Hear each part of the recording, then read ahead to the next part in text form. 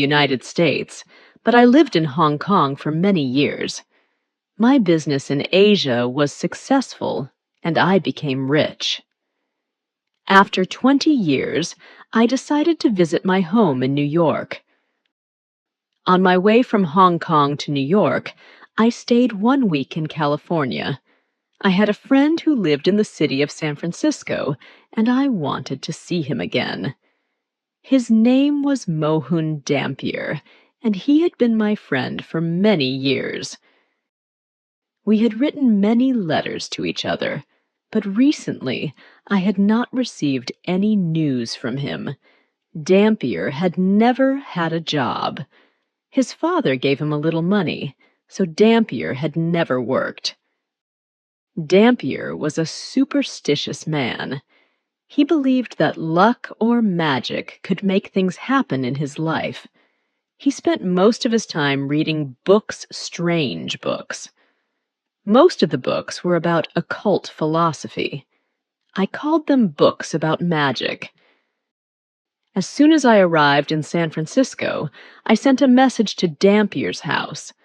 The message said, "I am staying in San Francisco for 3 days. May I visit you?" Dampier surprised me. An hour later, he sent a servant to my hotel with a reply. "Come to my house at once, my dear friend," he wrote. "Come this evening. You'll remember the house." "I'm sure." It was my father's home. I live in a tower at one end of the house. You don't have to ring the bell or knock on the door. I'll tell the servants to go to bed, and I'll leave the front door of the tower open. Come up the stairs immediately.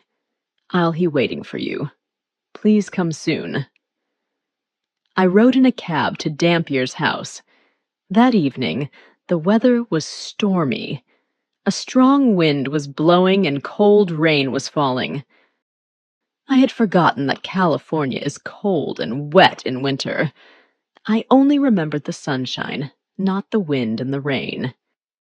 Dampier's house was near the Pacific Ocean. It was an ugly 2-story building that was made of bricks. There was a tower at one end. The house was surrounded by a garden of many trees and beautiful plants. But now it was winter, and there were no leaves on the trees or flowers on the plants. The driver stopped his cab near the tower. Although the front door was only 5 yards away, I became soaked with rain as soon as I stepped out of the cab. I ran to the door of the tower and turned the handle. The door was unlocked, and I opened it. One small lamp burned on the stairway, and it did not give much light. The hall was full of shadows, and I could not see clearly. I climbed the stairs slowly, touching the wall with my fingers. At the top of the stairs there was another door. I opened it and went into a room that was lit with another small lamp.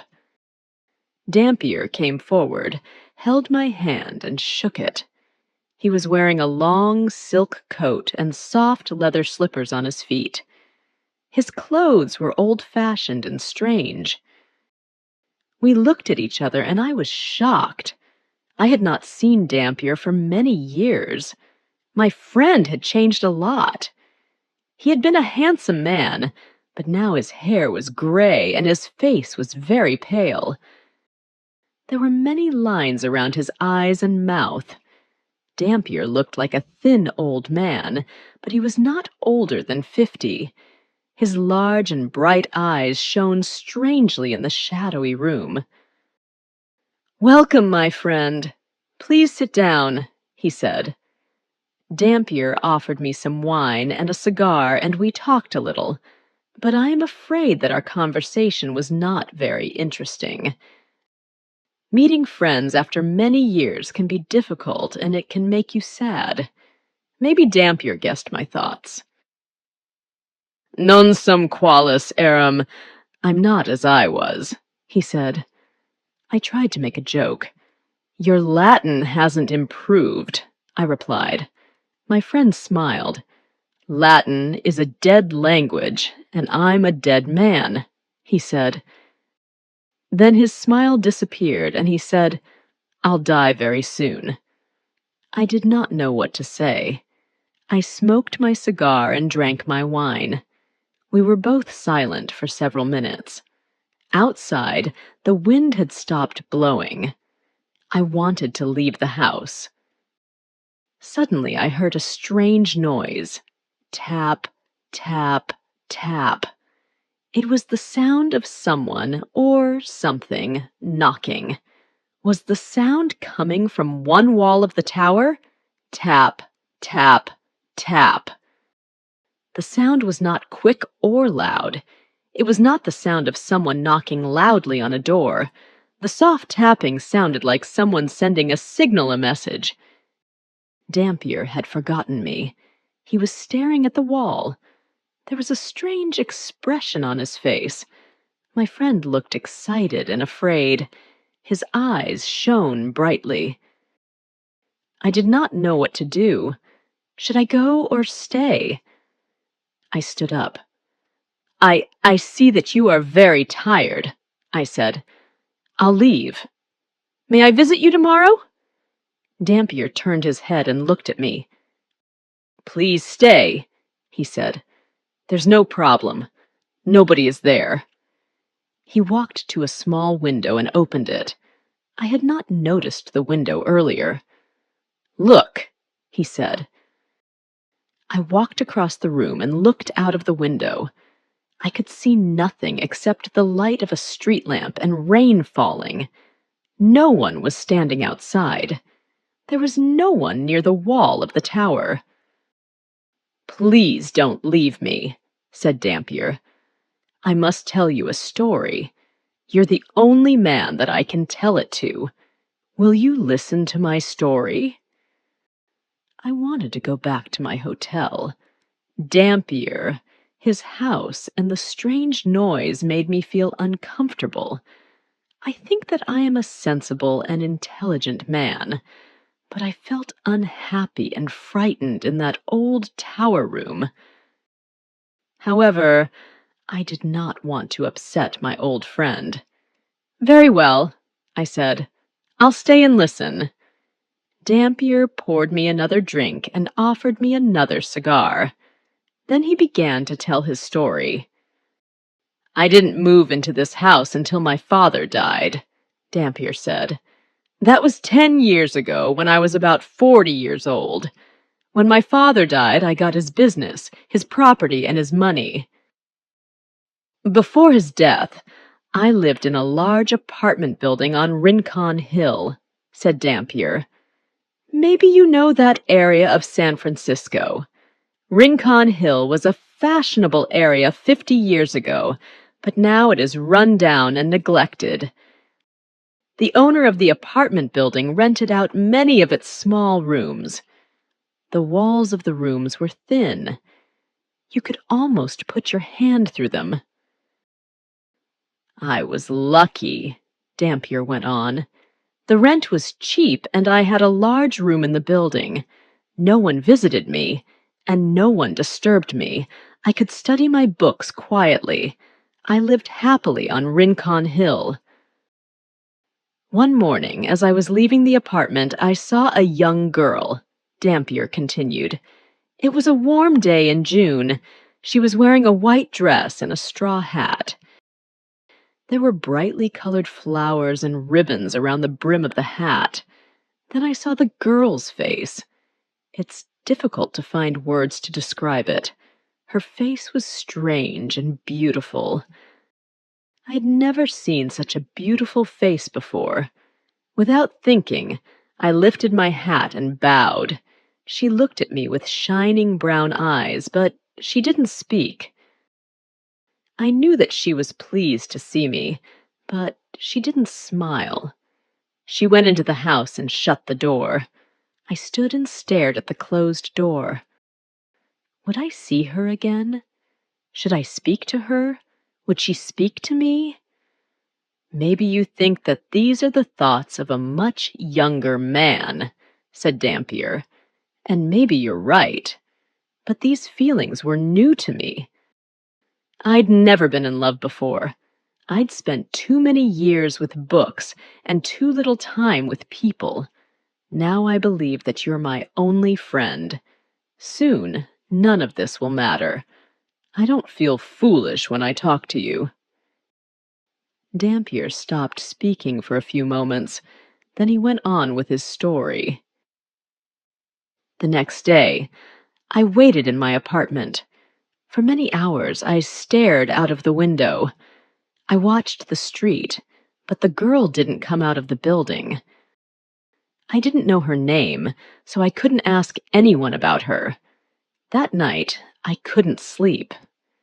The next morning, I sat by the window again and waited.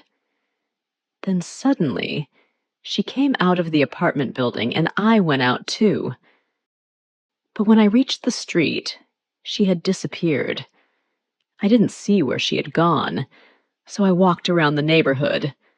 At last, I saw her in a narrow street. We smiled at each other. She recognized me, I'm sure of that.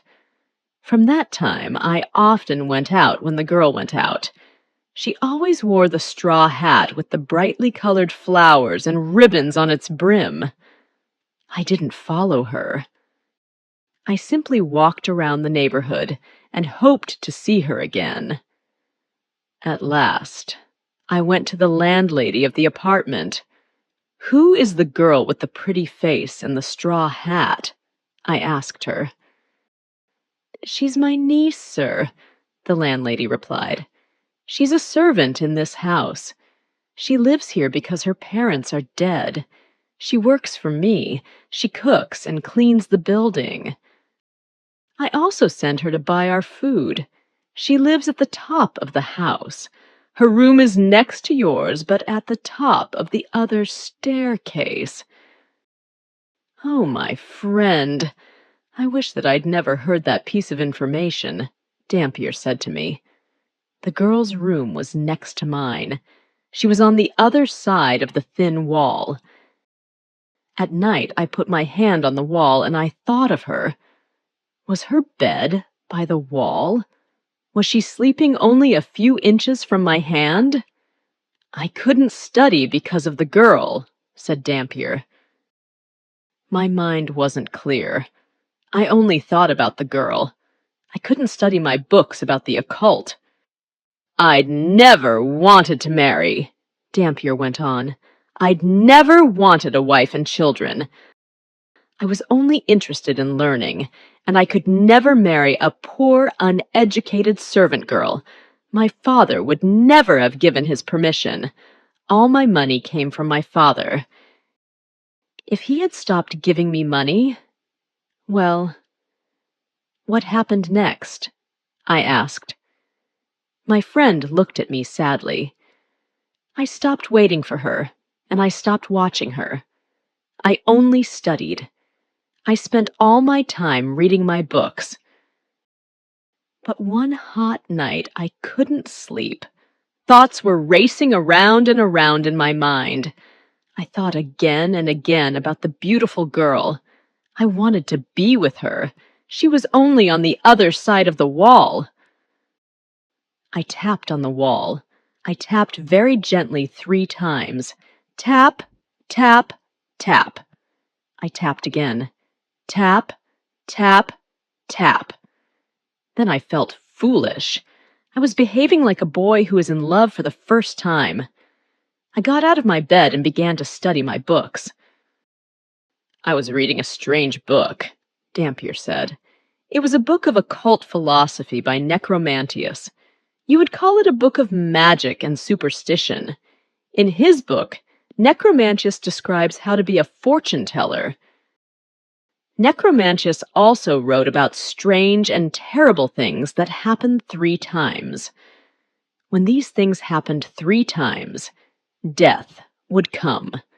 Necromantius called this a fatal triad. I believe that a fatal triad has happened to me." "Why?" I asked. "What happened?" "While I was alone, reading that strange book by Necromantius," said Dampier, "I heard a sound. It was a soft tapping sound. It came from beyond the wall. It was the answer to my own signal. Tap, tap, tap. I knew that the pretty servant girl was sending a message to me. She wanted me to come to her. I ran to the wall and tapped my signal again. Tap, tap, tap. But after that, there was silence. She didn't reply to any of my other signals. I listened for many hours, but I heard nothing more. For many days after this, I looked for the girl, Dampier said, but I never saw her again. I tried to forget her. Then one evening, I went to bed early because I was very tired. In the middle of the night, I awoke suddenly. I had heard a soft sound. I opened my eyes and sat up. I heard a soft tapping on the wall beside the bed. In a few moments, it was repeated. Tap, tap, tap. I was going to reply to the signal, then I stopped. The girl hadn't replied to my last messages. I would not reply to her now.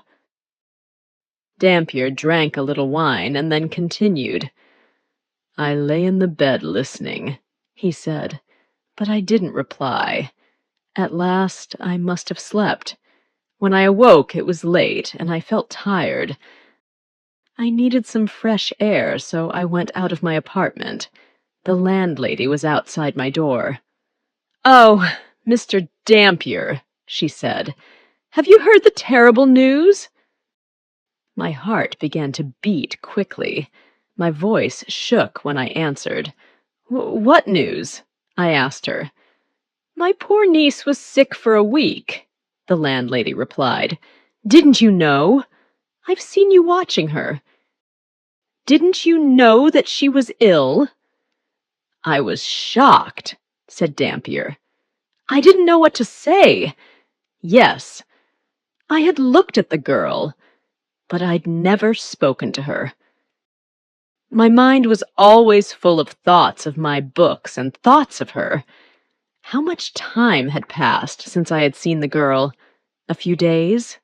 A week? I couldn't remember. "And how is your niece now?" I asked the landlady. "I'm sorry, sir," the landlady replied.